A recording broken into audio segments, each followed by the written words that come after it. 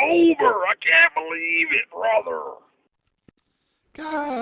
Cocktober, baby. Oh yeah, brother! I can't believe it's Cocktober already! What up, pimps? Cocktober review number 3 here. This is Leviathan from 1989, recommended by RyHoMagnifico. Go check him out. I'll post his channel link up in this general vicinity here. Link to his channel. Go check him out. Very cool guy. Thanks for recommendations, man.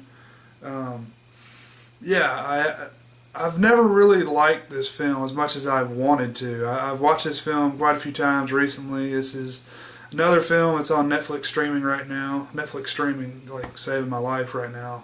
So go check it out on there if you're interested. But I never really liked this film as much as I wanted to. This watch was probably the most I've liked this film. But some cool stuff in there, just not really hitting me the right way for some reason. But all-star cast in this one: Peter Weller, Amanda Pays, Daniel Stern, and also Ernie Hudson, the Warden Glenn himself. And basically, they're all down in the ocean, I think in the Atlantic Ocean, and they're mining silver. And it doesn't really ever say what time period this is. I'm guessing it's in the future a little bit. But they're down there mining silver, and they come across it's like an old Russian ship.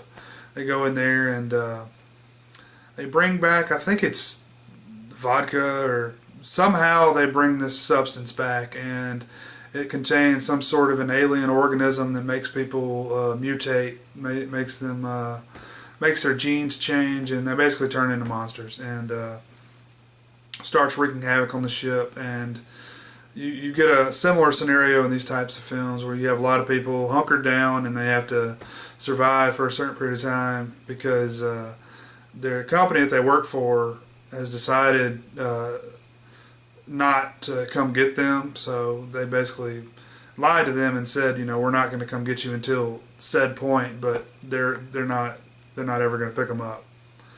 But yeah, you can imagine what happens from there. Peter Weller is kind of stale in this role, I think. I've never been a huge fan of Peter Weller. I love him in RoboCop and some other stuff he's done, but he's just always seemed like he's played kind of the same character in every movie he's in. Not really a whole lot of spice to him, but Daniel Stern and Ernie Hudson save the day.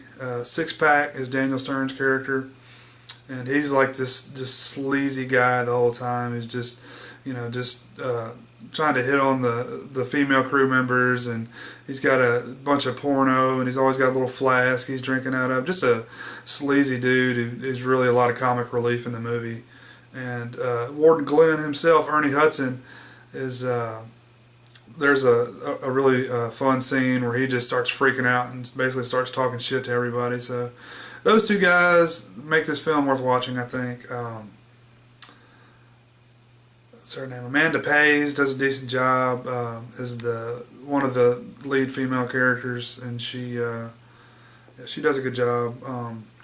This film came out in 1989, the same year as The Abyss, and also the same year as a movie called Deep Star 6, I think the name of it is. I've never seen Deep Star 6, but of course I've seen The Abyss. Probably most of you guys have as well. And I actually think this is a more entertaining film than The Abyss. I've never been a fan of The Abyss either. But yeah, really weird that 3 movies that are very similar in plot came out the same year. I don't know, maybe some sort of insider trading between the studios or something happened. But anyway, this film was directed by George P. Cosmatos. I don't know if I mentioned that. Of course, known for Cobra and Tombstone. Passed away 2005, so it's a shame he won't be making any more movies. But yeah, man, I tried to listen to his Cobra commentary not too long ago, and gosh, it was just the most boring thing ever. He wasn't really giving me a whole lot of information that was very helpful, but pretty cool director. I love Tombstone, at least. That's probably my favorite movie that I've seen of his. But yeah, this is it's a fun movie. It's really like The Thing is really what it reminds me of. Stan Winston does the special effects in this one, so of course the special effects look awesome.